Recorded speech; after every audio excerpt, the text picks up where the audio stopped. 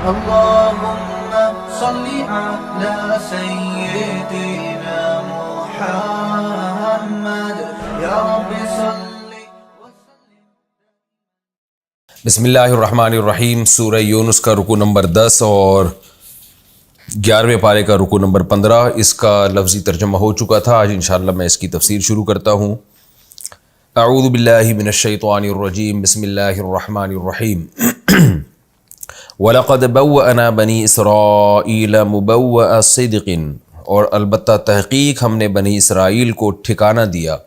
مبوّأ صدق، سچا ٹھکانہ، یعنی یہ صدق سچے کو کہا جاتا ہے اور اچھے کو بھی کہا جاتا ہے. تو یہاں مراد ہے اچھا ٹھکانہ. اچھا ٹھکانہ کیا ہوتا ہے؟ یعنی بنی اسرائیل کو فرعون کے غرق کرنے کے بعد مصر میں بھی ٹھکانہ دیا اور آگے ان کی نسلوں کو پھر قوم عمالقہ پر فتح عطا فرمائی. یہ بات ہم پہلے کئی بار سن چکے ہیں، تفسیر میں پڑھ چکے ہیں کہ موسیٰ علیہ السلام کی قیادت میں تو انہوں نے جہاد نہیں کیا، منع کر دیا تھا جہاد کرنے سے، لیکن بنی اسرائیل کی جو اگلی نسل تھی اس میں پیغمبر، ایک نئے پیغمبر تھے، ان کی قیادت میں انہوں نے پھر ارض شام میں قوم عمالقہ پر حملہ کیا اور اللہ نے ان کو فتح عطا فرمائی. تو شام بھی بڑی زرخیز زمین ہے، مصر بھی بڑی زرخیز زمین ہے. تو مصر بھی ان کے ہاتھ میں آ گیا اور شام بھی ان کے ہاتھ میں آ گیا. یہ مطلب ہے کہ ہم نے بنی اسرائیل کو فرعون کے غرق کرنے کے بعد بہترین ٹھکانہ دیا، بہترین جگہ عطا کی ہم نے ان کو. وَرَزَقْنَاهُم مِّنَ الطَّيِّبَاتِ، اور پاکیزہ رزق بھی ہم نے ان کو دیا. شام، آپ ترکی جاتے ہیں نا تو شام کا بارڈر بھی وہاں لگتا ہے. تو میں گیا ہوں ترکی کے اس شہر تک، اس کا نام بھی میرے ذہن میں نہیں ہے، جس سے شام کا بارڈر ٹچ ہوتا ہے. تو وہاں اندازہ ہوتا ہے کہ کتنی ایک برکت والی جگہ ہے. شام کی ہوائیں آتی ہیں وہاں پہ، وہاں پھل آتے ہیں. تو زیتون، انجیر، یہ سارے اچھے جو پاکیزہ پھل ہیں اور بڑی اچھی مقدار میں اور بڑی اچھی کوالٹی میں وہاں پیدا ہوتے ہیں ارض شام میں. وہاں کی ہوا بھی بہت ہی یعنی صحت کے لیے اچھی ہوا ہے. تو اس لیے شام کو بھی برکت والی زمین کہا گیا ہے. تو اللہ تعالیٰ کہتے ہیں ہم نے ان کو اچھا ٹھکانہ دیا اور پاکیزہ روزی ہم نے ان کو عطا کی.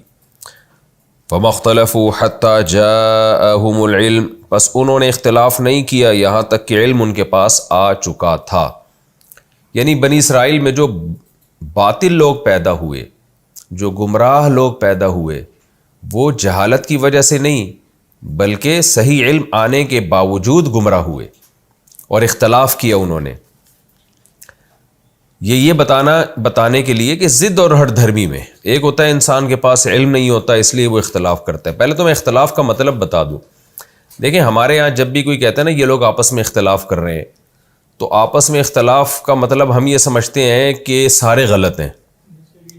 تو یہ خوب سمجھ لیں، جب بھی دو آدمی کہیں لڑائی کر رہے ہوں گے تو ضروری نہیں ہے کہ وہ دونوں غلط ہوں، بلکہ عین ممکن ہے ایک ظلم کر رہا ہو اور دوسرا ظلم کا دفاع کر رہا ہو.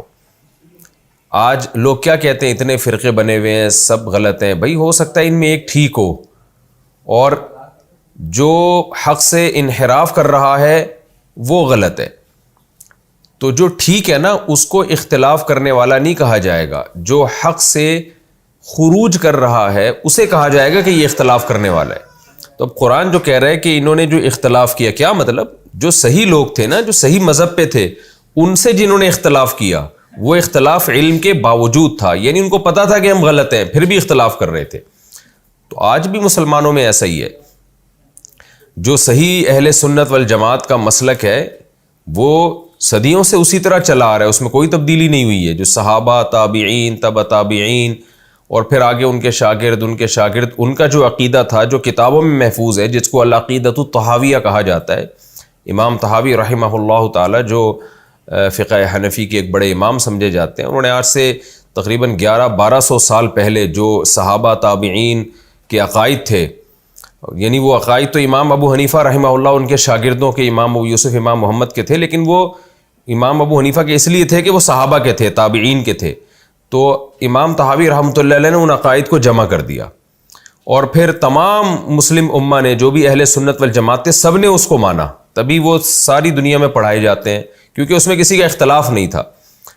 تو وہ امام احمد بن حنبل، امام شافعی ان کے جو فالوورز ہیں، کیونکہ وہ اہل سنت والجماعت کے عقائد تھے، صحابہ تابعین تبع تابعین کے عقائد تھے، تو اس دور میں جتنے بھی گمراہ فرقے تھے وہ ان عقائد میں سے بہت سے عقیدوں کو غلط قرار دیتے تھے۔ ان میں بہت سارے عقائد تھے جن سے وہ اب تک اختلاف کرتے چلے آ رہے ہیں۔ تو اہل سنت والجماعت کے جو بیسک عقائد تھے وہ العقیدہ طحاویہ میں آج بھی سعودی عرب کی یونیورسٹیوں میں، مصر میں، پوری دنیا میں پڑھائے جاتے ہیں وہ، اور سب اس کو مانتے ہیں کہ بھئی یہی اہل سنت کے عقائد ہیں۔ لیکن ان عقائد سے بہت سے لوگوں نے اختلاف کیا ہے اور وہ مختلف فرقوں میں بٹے ہیں، روافض ہیں اور بہت سارے فرقے، معتزلی تھے، جہمیہ تھے، کچھ تو ختم ہی ہو گئے اختلاف کر کے، کچھ ابھی تک چلے آ رہے ہیں۔ تو ایسے موقع پہ یہ نہیں کہا جائے گا کہ پوری مسلم امہ جو ہے یہ شیعہ سنی فرقوں میں ڈیوائیڈ ہوئی ہے اور دیکھو یہ کیا ہو رہا ہے۔ یوں کہا جائے گا کہ جو صحیح چیز جو صدیوں سے چلی آ رہی تھی، جس پر قرآن و سنت سے بے شمار دلائل قائم تھے، علم تھا اس کے، یعنی علم سے وہ عقیدے لکھے گئے تھے، وہ جہالت اور اندھی تقلید کی بیس پہ نہیں لکھے گئے تھے، تو وہ علم کی بیس پہ لکھے گئے تھے۔ تو اب جو اس سے اختلاف کرے گا تو ہم اس کو کہیں گے کہ یہ اختلاف کر رہا ہے، یہ نہیں کہیں گے کہ جو صحیح راستے پر ہے وہ دوسرے سے اختلاف کر رہا ہے۔ بھائی وہ تو صحیح، اس کا جو اختلاف ہے وہ تو حق کو بیان کرنے کے لیے۔ تو یہ ایک بہت اہم بات ہے جس کو لوگ سمجھتے نہیں ہیں، اور جب بھی دو بندے اختلاف کر رہے ہوتے ہیں تو کیا کرتے ہیں، یہ سارے اختلاف کر رہے ہیں، اب نیا فرقہ بنانا شروع کر دیتے ہیں کہ جی یہ تو سارے اختلاف ہیں، یہ تو اتنے فرقوں میں بٹے ہوئے ہیں، تو ہم اب نیا فرقہ بناتے ہیں۔ تو آپ جب نیا فرقہ بنا رہے ہو تو آپ بھی تو ایک اختلاف ہی کر رہے ہو نا۔ تو ایک پوائنٹ کی بات تو یہ سمجھنا ضروری ہے۔ دوسری بات یہ کہ جو فقہائے کرام کا فروعی مسائل میں اختلاف ہوتا ہے، یہ یہاں مراد نہیں ہے۔ رفع الیدین کرنا ہے نہیں کرنا ہے، زور سے آمین کہنی ہے آہستہ آمین کہنی ہے، یہ اختلاف نہیں ہے، یہ علمی اختلاف ہے۔ یہ علم کے بعد اختلاف ہوتا ہے، یعنی علم کی روشنی میں اختلاف ہوتا ہے۔ یہ صحابہ کرام میں بھی موجود تھا، اور نبی صلی اللہ علیہ وسلم نے اس اختلاف کو برا نہیں سمجھا۔ اس پر میں کئی بار پہلے دلائل قرآن و سنت سے دے چکا ہوں، اس کی طرف جانے کی ضرورت نہیں ہے۔ تو یہ اختلاف سے وہ اختلاف مراد ہے جو حق آپ جان بوجھ کر ضد اور ہٹ دھرمی میں، اپنی شہرت کی لالچ میں، یا لوگوں کو بیوقوف بنایا ہوا ہے، یا لوگوں سے پیسے کھا رہے ہیں، آپ جان بوجھ کر ایک اجماعی راستہ قرآن و سنت سے طے شدہ راستہ چلا آ رہا ہے، آپ اس سے شذوذ اختیار کرتے ہیں، اس سے ہٹتے ہیں۔ تبھی نبی صلی اللہ علیہ وسلم نے فرمایا من شذ عن جماعت المسلمین شذ فی النار، جو مسلمانوں کی جماعت جو چلی آ رہی ہے نا، اس سے جو بھی شذوذ کرے گا، شذوذ کا مطلب نکلے گا، تو قیامت کے دن بھی اللہ اس کو مسلمانوں سے نکال کے جہنم میں ڈالیں گے۔ لیکن اب چالاکی کیا کرتے ہیں فرقہ پرست لوگ کہ عامت المسلمین سے الگ ہوتے ہیں اور اس الگ ہونے والی جماعت کا نام بڑا خوشنما رکھ دیتے ہیں۔ مثال کے طور پر اسی کا نام جماعت المسلمین رکھ دیا، تو لوگ پھر اس نام سے دھوکہ کھا رہے ہوتے ہیں۔ تو اختلاف کا مطلب خوب سمجھ لینا چاہیے کہ اختلاف کی نسبت اس کی طرف ہوگی جو حق کو چھوڑ رہا ہے۔ دوسری بات یہ، اس سے فروعی اختلاف جو مسائل کا اختلاف ہوتا ہے وہ مراد نہیں ہے۔ تیسری بات کہ جو صدیوں سے جو چلا آ رہا ہے نا وہی صحیح ہوتا ہے، قرآن و سنت کے اس پہ دلائل قائم ہوتے ہیں، اور غلط بھی اسی کو قرار دیا جائے گا جو اس سے ہٹ کے چل رہا ہو۔ تو یہ بنی اسرائیل نے بھی یہی کیا تھا، تبھی حدیث میں آتا ہے کہ بنی اسرائیل 72 فرقوں میں تقسیم ہوئے تھے، اور میری امت 73 فرقوں میں تقسیم ہوگی۔ ایک جنتی ہوگا، باقی 72 کے 72 اس میں جہنمی ہوں گے۔ اور ایک جنتی ہوگا، وہ کون سا ہوگا؟ آپ صلی اللہ علیہ وسلم نے فرمایا ما انا علیہ و اصحابی، جس پر میں اور میرے صحابہ تھے۔ تو صحابہ، تابعین، تبع تابعین کا جو پورا گروہ چلا آ رہا ہے، تابعین نے صحابہ کو فالو کیا، پھر تبع تابعین نے تابعین کو فالو کیا، تو وہ جو سیٹ اپ چلا آ رہا ہے اسی سیٹ اپ کو ماننے والے صحیح ہوں گے، اور اس سے جو ہٹے گا، بہت سے لوگ ہٹیں گے تو وہ سارے ان 72 فرقوں میں داخل ہوں گے۔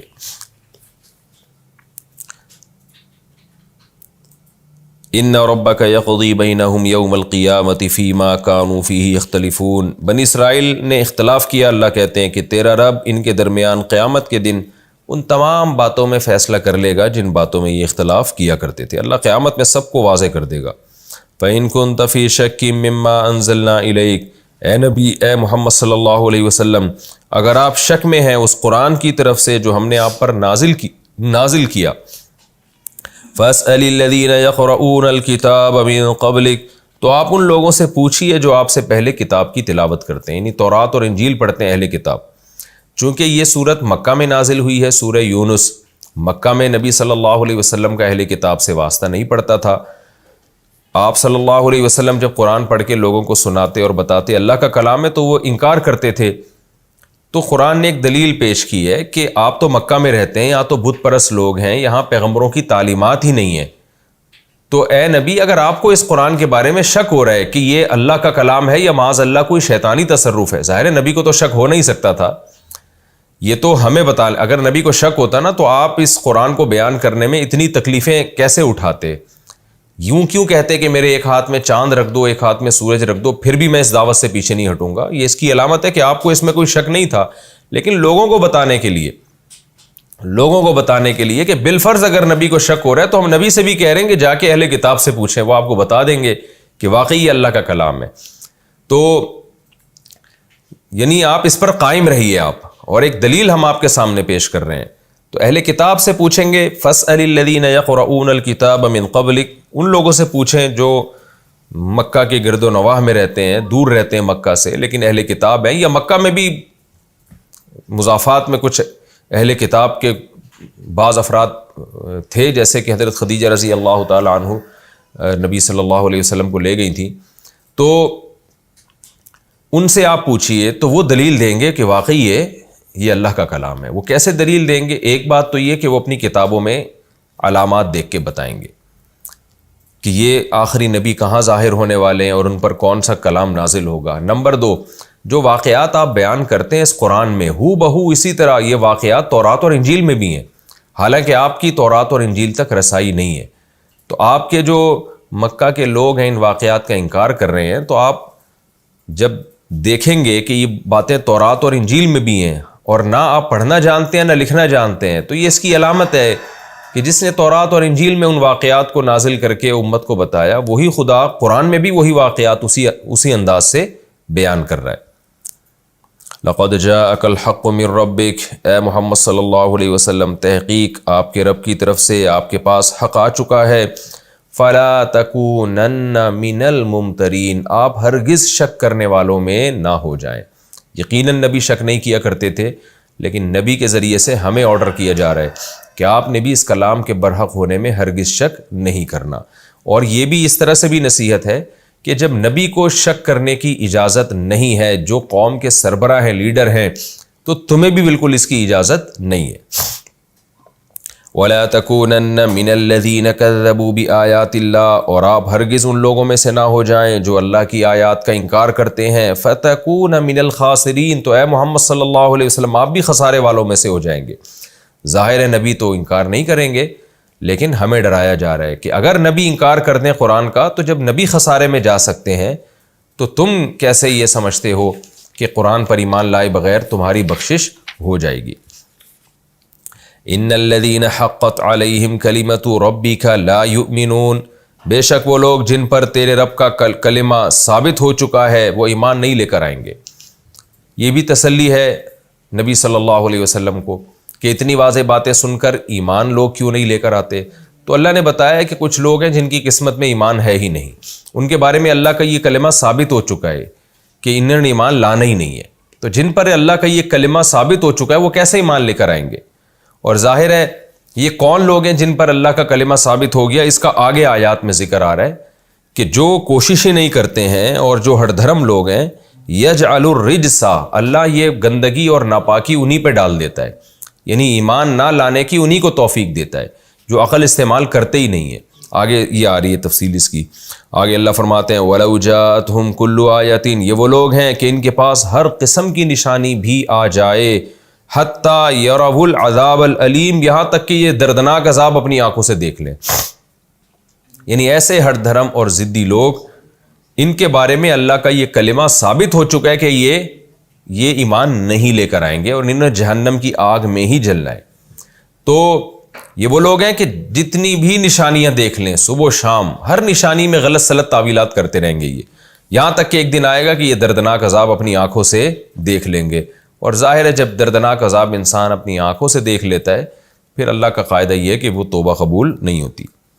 فلولا كانت قرية آمنت فنفعها ایمانها الا قوم یونس, کیونکہ قرآن نے یہ کہا کہ اپنی آنکھوں سے جب عذاب دیکھ لیں گے تو پھر ایمان لے کر آئیں گے. تو پہلی امتوں میں بھی ایسا ہو چکا ہے کہ جب عذاب اپنی آنکھوں سے دیکھتے تھے تو ایمان لے آتے تھے، تو اللہ نے بتایا کہ ان لوگوں کا ایمان میں نے قبول نہیں کیا، ان کو تباہ و برباد کیا۔ ہاں، قوم یونس کے ساتھ ایسا ہوا ہے کہ انہوں نے عذاب کے آثار دیکھے اور ایمان لے آئے، تو ان کا ایمان میں نے قبول کیا۔ وجہ فرق کیا تھی وہ میں انشاءاللہ بھی بتاتا ہوں۔ فلولا کانت قریۃ آمنت، تو ایسا کیوں نہیں ہوا کہ کوئی بستی ایمان لے آتی، فنفعھا ایمانھا، اور اس کا ایمان اس کو فائدہ پہنچا دیتا، ایسا کیوں نہیں ہوا؟ الا قوم یونس، سوائے یونس کی قوم کے۔ تو وجہ اس کی یہی ہے کہ اللہ تعالیٰ نے اس بستی کو ہلاک کرنے کا ارادہ کر لیا تھا، اس لیے ان کو اس وقت ایمان کی توفیق ملی ہے جب انہوں نے عذاب اپنی آنکھوں سے دیکھا۔ تو وہ بستیاں بھی عقل سے کام نہیں لیتی تھیں، اس لیے اللہ نے ارادہ کر لیا کہ ان کو گمراہی پر ہی میں نے رکھنا ہے۔ نتیجتاً وہ جب عذاب انہوں نے اپنی آنکھوں سے دیکھا ہے اس وقت ایمان لے کر آئے ہیں، لیکن اس وقت ایمان لانا فائدہ مند نہیں ہوا۔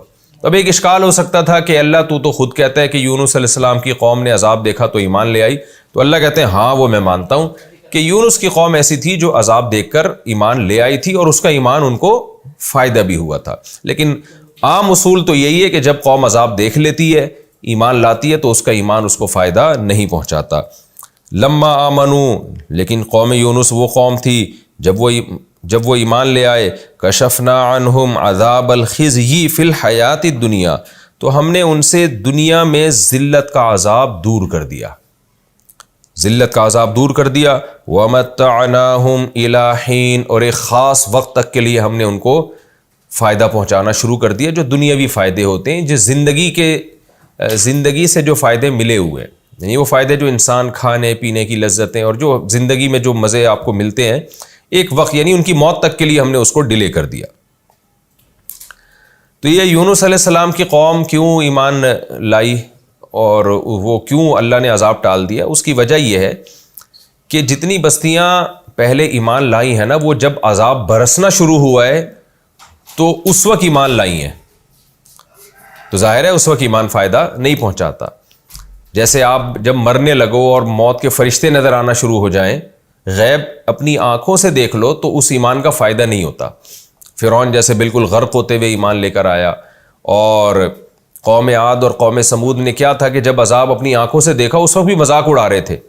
فلما رأوه عارضا مستقبل اودیتهم قالوا هذا عارض ممطرنا، قرآن کہتا ہے کہ جب قوم عاد پر بادل آئے نا گہرے، تو پیغمبر کہہ رہے تھے کہ یہ عذاب ہے، لیکن وہ کیا کہہ رہی تھی قوم؟ یہ تو بارش ہے جو ہم پہ برسے گی۔ اب جب برسنا شروع ہوئی ہے تو پتھر برسنا شروع ہوئے ہیں، تو جب پتھر برستے ہوئے دیکھے ہیں تو ظاہر ہے وہ تو مشاہدے کا ایمان ہے نا۔ جیسے قیامت کے دن جہنم کی آگ کو دیکھ لے گا تو وہ تو یقین کر لے گا کہ پیغمبروں نے جو کہا تھا سچ کہا تھا، لیکن ایسے موقع پہ ایمان لانا فائدہ نہیں پہنچاتا۔ لیکن قوم یونس کے ساتھ ایسا ہوا کہ یونس علیہ السلام قوم کو تبلیغ کرتے رہے اور اللہ کے عذاب سے ڈراتے بھی رہے، لیکن قوم ایمان نہیں لے کر آئی۔ تو یونس علیہ السلام سمجھ گئے کہ اب اللہ کا عذاب آئے گا ان کے اوپر۔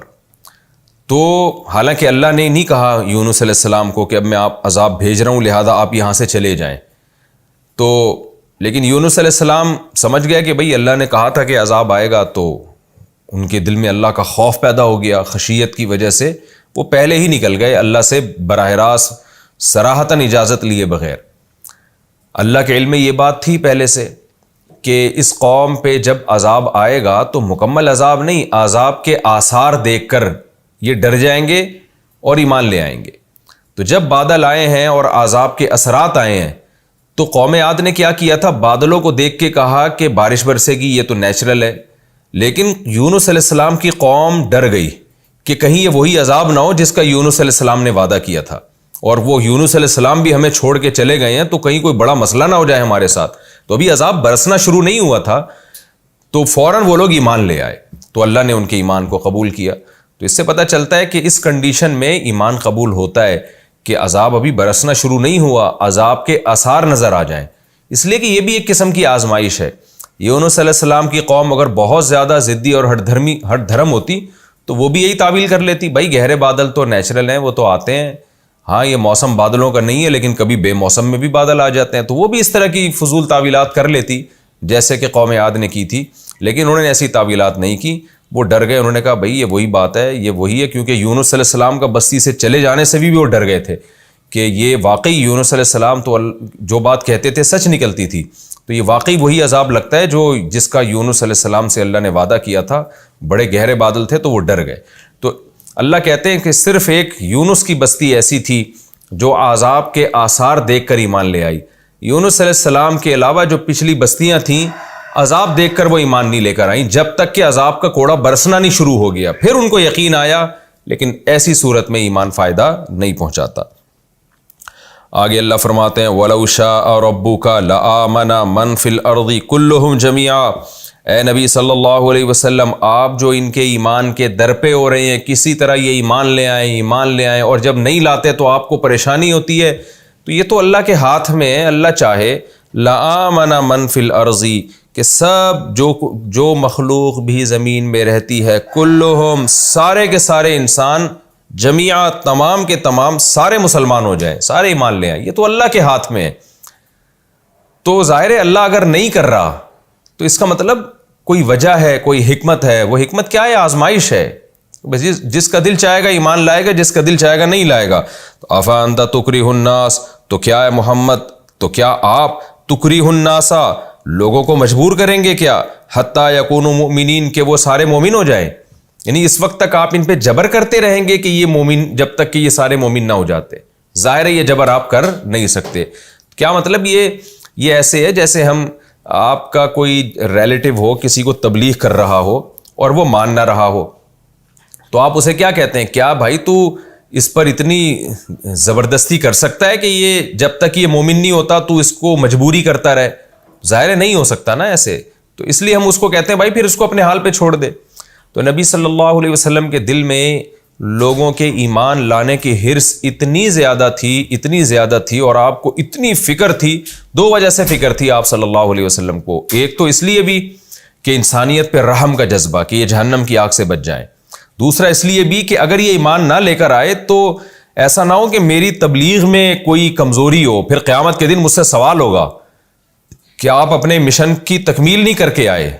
تو اس لیے اللہ نے کہا کہ آپ جو ان کے در پہ ہو گئے ہیں تو اللہ چاہے تو سب کے دلوں کو پھیر دے. جب اللہ نہیں پھیر رہا, اللہ تو جبر کر سکتا ہے, زبردستی دلوں کو جو ہے نا گھما دے ایک طرف. تو افا انت تکرہ الناس, تو کیا آپ لوگوں کو مجبور کریں گے کہ لوگ سارے مسلمان ہو جائیں. ظاہر ہے آپ مجبور نہیں کر سکتے, آپ میں یہ جبر کی طاقت نہیں ہے, آپ میں قوت نہیں ہے, کیونکہ آپ کا لوگوں کے دلوں پہ زور نہیں چل سکتا, یہ زور اللہ کا چلتا ہے. تو میں مجبور کر کے بھی مسلمان کر سکتا ہوں, کوئی نہیں بھی چاہ رہا ہو پھر بھی اس کو کلمہ پڑھوا دوں میں, ایمان لے آئے وہ. تو اس لیے یہ جبر میرا کام ہے, یہ آپ کا کام نہیں ہے, یہ مجھ پہ چھوڑ دیں. آپ کا کام کیا ہے؟ لوگوں کی ہدایت, جو آپ کو جو میں نے کام ذمے میں لگایا ہے تبلیغ کرنا, آپ اس کام کو فوکس کریں, آپ اس کام پہ توجہ دیں, اور یہ ٹینشن نہ لیں بہت زیادہ, جو بہت زیادہ نبی صلی اللہ علیہ وسلم اس بات کی ٹینشن لیا کرتے تھے. وَمَا كَانَ لِنَفْسٍ أَن تُؤْمِنَ إِلَّا بِإِذْنِ اللَّهِ, اور اے محمد صلی اللہ علیہ وسلم کسی نفس کے لیے یہ ممکن نہیں ہے کہ وہ ایمان لے آئے مگر اللہ کے حکم سے. تو جب اللہ چاہے گا ایمان لے آئے گا, نہیں چاہے گا تو آپ کے چاہنے سے یہ ممکن نہیں ہے. یہ سب تسلی کے جملے ہیں. وَيَجْعَلُ الرِّجْسَ عَلَى الَّذِينَ لَا يَعْقِلُونَ, اور اللہ یہ گندگی انہی لوگوں پہ ڈالتا ہے جو عقل سے کام نہیں لیتے. کیا مطلب؟ کفر کی گندگی اور ایمان کی توفیق نہ ملنے کی گندگی, شرک کی گندگی, یہ ساری جو باطل عقائد کی گندگی ہے یہ انہی لوگوں پہ اللہ ڈالتا ہے جو عقل سے کام نہیں لیتے. یعنی یہ بھی ایک اشکال کا جواب ہے کہ اللہ تو جو ہے نا گویا زبردستی تو نے معاذ اللہ لوگوں کو کافر بنایا ہوا ہے. تو اللہ اس کا جواب دیتے ہیں کہ نہ, ہم نے بھی فرق کیا ہوا ہے کہ جو عقل سے کام لے گا اس کو ہدایت ملے گی, جو نہیں لے گا تو اس کے بارے میں اللہ کی چاہت پھر یہی ہوتی ہے کہ اس کو ہدایت نہ ملے. قُلْ انظُرُوا مَاذَا فِي السَّمَاوَاتِ وَالْأَرْضِ, اللہ کہتے ہیں جو عقل سے کام نہیں لیتے ان پہ اللہ باطل عقیدے کی گندگی ڈالتا ہے. جو عقل سے کام لیتے ہیں تو ان کو اللہ خطاب کرتا ہے کہ دیکھو اس کائنات میں غور و فکر کرو, عقل سے کام لو تو تمہیں ہدایت ملے گی. قل, اے نبی آپ ان سے کہہ دیجئے, انظروا ماذا فی السماوات والارض, یعنی اے نبی آپ تبلیغ کا فریضہ ادا کیجئے. اور یہ جو ہم نے کہا کہ جو عقل سے کام نہیں لیں گے ان کو ہدایت نہیں ملے گی, جو عقل سے کام لیں گے ان کو ہدایت ملے گی, تو آپ ان کو عقل سے کام لینے کا حکم دیں. اور کیسے کام؟ کہ ان کو بتائیں کہ دیکھو آسمانوں اور زمینوں کے جو نشانیاں ہیں ان میں غور کرو, تو ان نشانیوں میں جب یہ غور کریں گے تو خدا کے وجود اور اس کی توحید پر ان کو ایمان لانا پڑے گا. تو آپ اس کام کو فوکس کریں کہ ان کو عقل استعمال کرنے کا حکم دیتے رہیں اور کائنات میں غور و فکر کرنے کا حکم دیتے رہیں. قل اے نبی آپ ان سے کہہ دیجئے انظروا ماذا فی السماوات والارض، دیکھو کیا کچھ ہے آسمانوں میں اور زمین میں، ان چیزوں میں غور کرو. انظروا، ان چیزوں کو دیکھو. وما تغنی الآیات والنذر، لیکن پھر اے نبی ہم آپ کو بتا دیں کہ آپ یہ سمجھیں گے کہ اب یہ سارے اس کائنات میں غور کریں گے تو فوراً ایمان لے آئیں گے. نا نا نا نا، پھر بھی یہ توقع نہ رکھیں. وہ کیا ہوگا؟ وما تغنی الآیات والنذر، جو آیات ہیں، نشانیاں ہیں کائنات کی، اور نذیر کی جمع نذر، اور جتنے ڈرانے والے ہیں جیسے پیغمبر، علماء اور جو بھی مبلغین ہیں سب ڈرانے والے ہوتے ہیں. تو یہ ڈرانے والے اور جتنی بھی ہماری نشانیاں ہیں یہ ان لوگوں کو فائدہ پہنچاتی ہی نہیں ہے، لا یؤمنون، جو ایمان لانا چاہتے ہی نہیں ہیں. تو آپ ان کو غور و فکر کا حکم دے دیں. جو چاہتے ہیں ہدایت کا راستہ ان کو توفیق مل جائے گی، جو نہیں چاہتے ان کو ذرہ برابر بھی فائدہ نہیں ہوگا. فَهَلْ يَنْتَظِرُونَ إِلَّا مِثْلَ أَيَّامِ الَّذِينَ خَلَوْا مِنْ قَبْلِهِمْ، تو تم کائنات میں بھی غور کر کے دیکھ لیا تم نے، پھر بھی توفیق نہیں مل رہی تمہیں، یا کائنات میں غور کرنے کے لیے تیار ہی نہیں ہو، تو کیا یہ لوگ انتظار کر رہے ہیں؟ الا مثل ایام الذین خلو من قبلہم، انتظار نہیں کر رہے مگر صرف انہی جیسے ایام کا جو ان سے پہلے جن قوموں کے ایام گزر چکے ہیں، انہی جیسے ایام کا. پچھلی قومیں ہلاک ہوئی ہیں تو کیا یہ لوگ بھی ہلاکت کا انتظار کر رہے ہیں؟ بھئی یہ نشانی ہے، ان کو دیکھ کے ایمان لے آؤ. نہیں لاتے تو تم بھی کیا وہی انتظار کر رہے ہو جو قوم عاد، قوم سمود جیسے عذابوں کا. قل فانتظروا، اگر واقعی انتظار کر رہے ہیں تو اے نبی آپ ان سے کہہ دیجئے فانتظروا، تم بھی انتظار کرو. انی معکم من المنتظرین، میں بھی انجام کا انتظار کر رہا ہوں تمہارے ساتھ. دیکھتے ہیں انجام کس کے حق میں ہوتا ہے. ظاہر ہے ساری دنیا نے دیکھ لیا کہ رسول اللہ صلی اللہ علیہ وسلم کو اللہ نے غلبہ عطا کیا، اور جو آپ کے مخالفین تھے اللہ نے ان کو رسوا اور ذلیل کر دیا. تو یہ تو ہماری تفسیر الحمدللہ ختم ہوئی. اب ہم اس کے جو علمی نکات ہیں میں مختصر بیان کر دیتا ہوں. وَلَقَدْ بَوَّأْنَا بَنِي إِسْرَائِيلَ مُبَوَّأَ صِدْقٍ، پہلی بات ہمیں یہ معلوم ہوئی کہ اللہ تعالیٰ نے بنی اسرائیل کو فرعون کے غرق کرنے کے بعد بہت اچھا ٹھکانہ دیا اور پاکیزہ چیزیں ان کو کھانے کے لیے دی. وہ اچھا ٹھکانہ کیا تھا؟ مصر ان کے ہاتھ میں آیا، ارض شام ان کے ہاتھ میں آئی. تو اس میں یہ ایک اشارہ ملتا ہے ہمیں کہ انسان کو بھی اچھی جگہوں پہ ہی رہنا چاہیے. یہ اللہ کی بڑی نعمت ہوتی ہے. صحراؤں میں، ریگستانوں میں جا کے رہنا اس سے بہتر ہے کہ ایسے جگہوں پہ جا کے رہے جو برکت والی جگہیں ہیں. جیسے ارض شام ایک برکت والی جگہ ہے، تو ترجیح ہمیشہ ایسی ہی جگہوں کو دینی چاہیے جہاں آپ کو پاکیزہ چیزیں کھانے کو ملیں، جہاں کے پھل اچھے ہوں صحت کے لیے. جیسے میں نے بتایا تھا نا کہ زیتون، انجیر یہ شام میں بہت پیدا ہوتا ہے، اور وہاں کے لوگوں کی ہم نے صحتیں بھی دیکھی ہیں. اور یعنی کیونکہ اتنی پاکیزہ اور اتنی اچھی غذائیں کھاتے ہیں تو اس کا اثر انسان کی صحت پہ بھی ہوتا ہے. تو یہ بھی ہمیں پتہ چلتا ہے کہ یہ چیز اللہ کی ایک بہت بڑی نعمت ہے. اس نعمت سے ہمیں لطف اندوز ہونا چاہیے. دوسری بات، فَمَا اخْتَلَفُوا حَتَّى جَاءَهُمُ الْعِلْمُ، کہ علم آنے کے بعد بنی اسرائیل نے اختلاف کیا ہے. تو آج بھی جتنے گمراہ فرقے ہیں، علم ہوتا ہے اس کے باوجود ضد اور ہر دھرمی کی بیس پر حق کو فالو نہیں کرتے. یہ جتنے آپ کو فرقہ پرست لوگ نظر آئیں گے نا جو نئے نئے فرقے ایجاد کر رہے ہیں، لوگ ان کے علم سے بڑے متاثر ہوتے ہیں. لوگ سمجھتے ہیں کہ یہ دلیل سے بات کرتے ہیں، حالانکہ ان کے پاس علم ہوتا نہیں ہے، اور لوگوں کے پاس بھی علم نہیں ہوتا، جس کی وجہ سے لوگ ان کو برحق سمجھ رہے ہوتے ہیں. اور یہ مقتدی اور رہبروں کے پاس جو علم اول تو ہوتا نہیں ہے، اور ہوتا بھی ہے تو وہ ناقص علم ہوتا ہے. تو یا تو وہ ناقص علم کی بیس پہ گمراہ ہوتے ہیں، یا جان بوجھ کر ہر دھرمی کر رہے ہوتے ہیں. تو آپ دیکھ لیجئے، میں ایک سادہ سی مثال دیتا ہوں. آپ نے دیکھا ہوگا کہ اکثر یہ لوگ جو دلائل دے رہے ہوتے ہیں علماء کے خلاف، اہل سنت والجماعت کے خلاف، امت کے متفقہ عقیدوں کے خلاف، اور بڑی باتیں کرتے ہیں کہ ہم دلیل سے بات کرتے ہیں. آپ ان کے دلائل کے خلاف اگر کوئی بیان ریکارڈ کرواتے ہیں تو ان کو تو چاہیے تھا اس بیان کو بہت وائرل کریں، یہ کہ بھئی دیکھو ہماری دلیل کا جواب فلاں نے دے دیا ہے، اور ہم تو دلائل کی دنیا میں جو ہے بحث کرتے ہیں، تو جو ہمارے مخالف نے دلیل دی ہے ہم اس کو بھی بہت پھیلائیں گے تاکہ لوگ دلائل کی دنیا میں دیکھ لیں کیا صحیح ہے کیا غلط ہے. لیکن یہ ایسا نہیں کرتے. یہ دوسرے کے جب دلائل آپ ان کے ساتھ شیئر کرتے ہیں نا، یہ اس کو اڑاتے ہیں, اس کو چھپاتے ہیں. تو یہ بہت یعنی یہ ایک ایسی واضح چیز ہے جو آپ کو آج کل سوشل میڈیا پہ بالکل واضح نظر آئے گی. تو یہ خود اس کی علامت ہے کہ یہ دلیل کی ایک انہوں نے رٹ لگائی ہوئی ہوتی ہے. اصل بات وہی ہے کہ ایک اختلاف کر کے امت کو توڑنا, چاہے وہ جہالت میں توڑا جائے یا وہ جان بوجھ کر دنیا کی محبت میں یا دنیا کی لالچ میں توڑا جائے. اور پھر اس توڑنے کو کہتے ہیں کہ ہم فرقہ واریت ختم کر رہے ہیں, حالانکہ اس سے فرقہ واریت پیدا ہو رہی ہوتی ہے. تو یہ ہمیشہ سے یہ بنی اسرائیل میں کبھی یہ وتیرہ رہا ہے اور اس امت میں بھی یہ ہو رہا ہے. اچھا, علماء نے ایک علامت بیان کی ہے کہ جو چیز بدعت ہوتی ہے نا, جو بھی اختلاف کر کے آپ نیا فرقہ ایجاد کرتے ہیں, اس میں قرار نہیں ہوتا. یعنی وہ صدیوں سے ایک ہی ٹریک پہ چلتا ہوا نہیں آتا, اس میں ہر زمانے میں بہت زیادہ چینجنگ ہوتی رہتی ہے.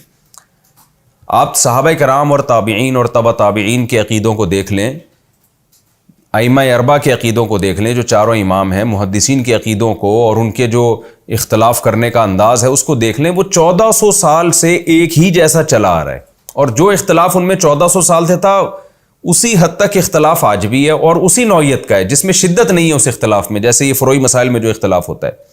لیکن ان کے علاوہ جتنے فرقے ہیں, معتزلی ایک فرقہ تھا, جہمیہ ایک فرقہ تھا, خوارج نکلے, ان میں ہر دور میں آپ کو چینجنگ نظر آئے گی. آج ایک رائے ہے, کل دوسری رائے ہے, اگلی صدی میں وہ فرقے کی شکل اور چینج ہو گئی.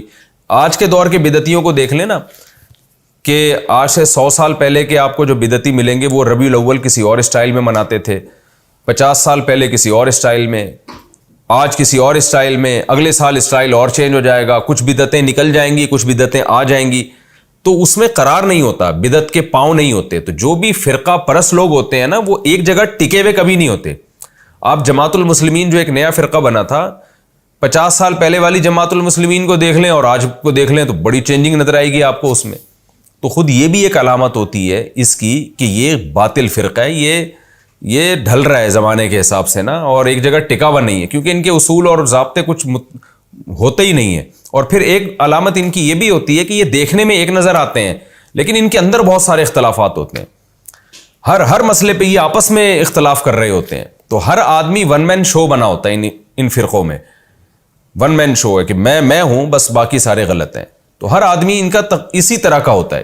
اور جو اہل سنت والجماعت ہیں ان میں آپ کو علماء کا احترام نظر آئے گا کہ بھئی یہ میری رائے ہے, باقی دوسرے فقہاء کرام کیا کہتے ہیں, وہ فقہاء کے حوالے بھی دے رہے ہوں گے.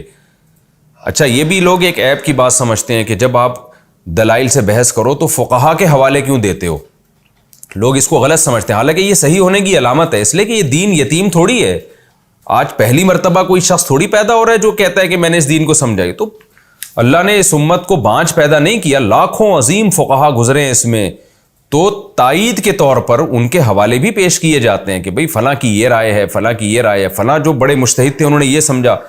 لیکن دنیا میں آج کچھ لوگ ایسے آ گئے ہیں جو سمجھتے ہیں کہ بھئی فلاں کی رائے کا کیا مطلب, میں جو ہوں, میں جو بتا رہا ہوں, میں تو قرآن حدیث سے بتا رہا ہوں. اس کا مطلب جو پہلے فقہاء تھے وہ تورات اور انجیل سے بتایا کرتے تھے, وہ قرآن حدیث سے گویا نہیں بتاتے تھے.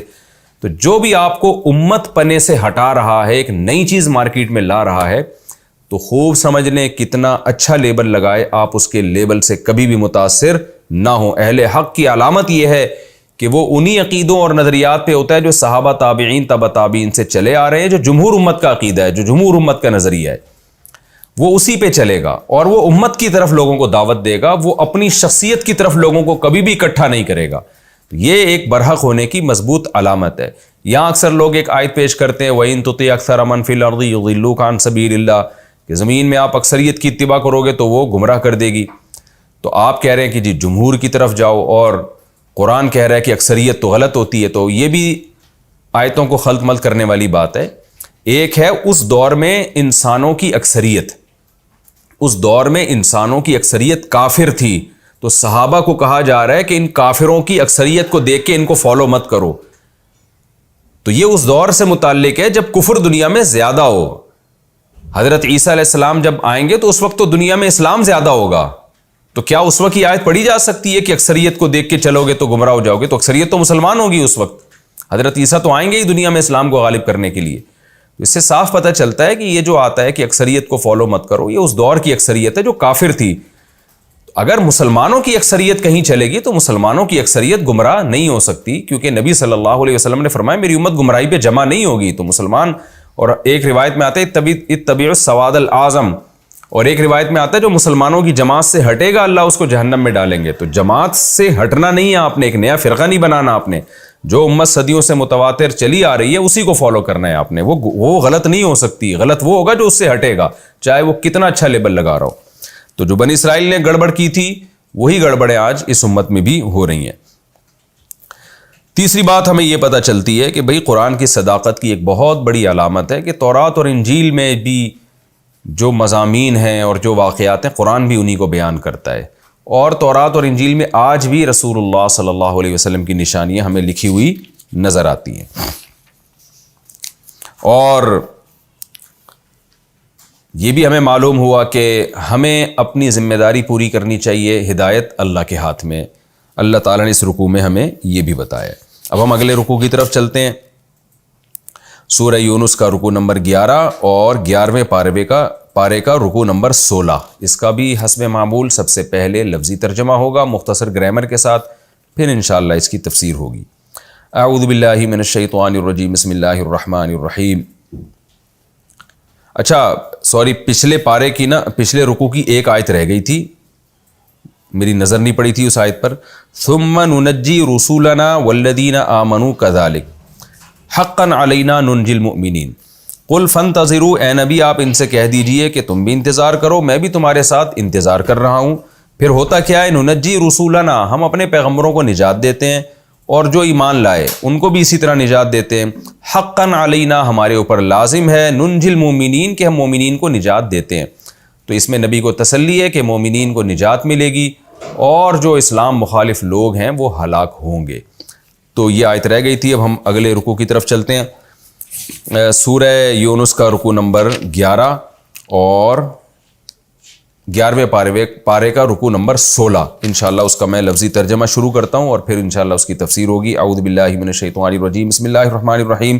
قل یا ایھا الناس، اے نبی آپ ان سے کہہ دیجئے اے لوگو، ان کنتم فی شک من دینی، اگر تم شک میں ہو میرے دین کی طرف سے، فلا اعبد الذین، تو میں عبادت نہیں کروں گا، الذین، ان معبودوں کی، تعبدون، جن کی تم عبادت کرتے ہو، من دون اللہ، اللہ کو چھوڑ کر، ولکن، لیکن، اعبد اللہ، میں اس اللہ کی عبادت کروں گا، الذی یتوفاکم، جو تمہیں موت دیتا ہے، وامرت، اور مجھے حکم دیا گیا ہے، ضربت کی طرح یہ، ان اکون من المؤمنین، کہ ہو جاؤں میں بھی مومنین میں سے، وان، اور یہ بھی حکم دیا گیا ہے، اقم، اقام یقیم اقامتاً، قائم کرنا، اقوم تھا اکرم کی طرح، اور مجھے یہ بھی حکم دیا گیا ہے اقیم وجہ کا، کہ تو اپنے چہرے کو سیدھا رکھ، للدینی، دین کے لیے، حنیفاً، حنف میلان کو کہتے ہیں، حنیفاً عن الادیان الباطلہ، یعنی کٹتے ہوئے، جھکتے ہوئے، جتنے بھی باطل دین ہیں ان سے منہ موڑتے ہوئے، ان سے ٹرن ہوتے ہوئے، ان سے کٹتے ہوئے سیدھے دین کی طرف میں اپنا چہرے کو رکھوں، یہ بھی مجھے حکم دیا گیا ہے.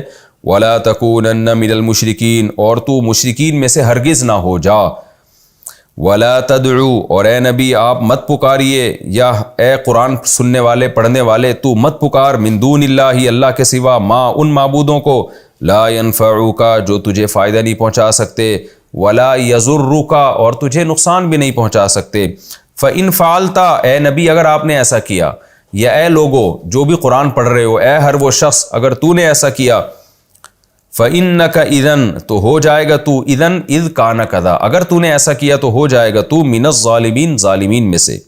وَإِن يَمْسَسْكَ اللَّهُ بِضُرٍّ، اور اگر اللہ چھو لے تجھے، مس یمسو اصل میں تھا مسیس یمسسو، مس کرنا، اللہ تجھے نقصان کے ساتھ چھو لے، یعنی اللہ تجھے نقصان پہنچائے، یہ مطلب ہوتا ہے اس کا.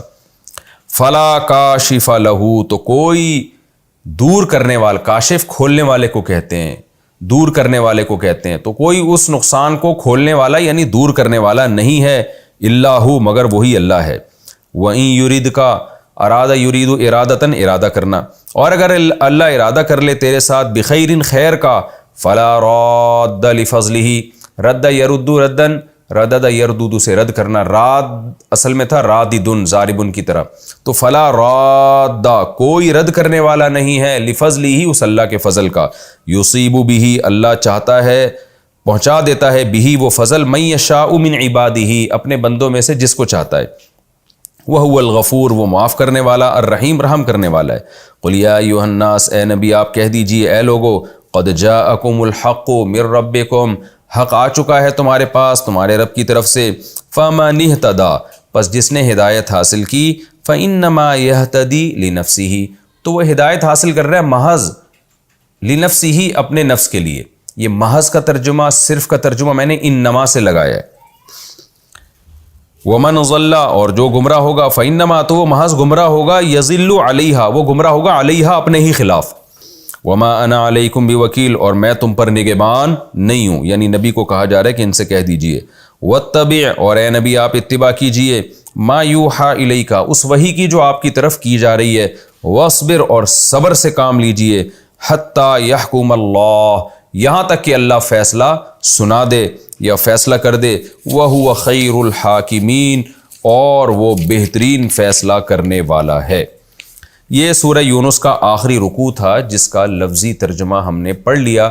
انشاءاللہ اس رکوع اگلے ایپیسوڈ میں ہم انشاءاللہ سورہ یونس کا رکوع نمبر 11 جو کہ آخری رکوع ہے اور 11ویں پارے کا رکوع نمبر 16 اس کی ہم انشاءاللہ اگلے ایپیسوڈ میں تفسیر شروع کریں گے اور پھر ہماری سورہ یونس انشاءاللہ کمپلیٹ ہو جائے گی۔ اللہ تعالیٰ سمجھنے کی عمل کی توفیق عطا فرمائے۔ وما علینا الا البلاغ۔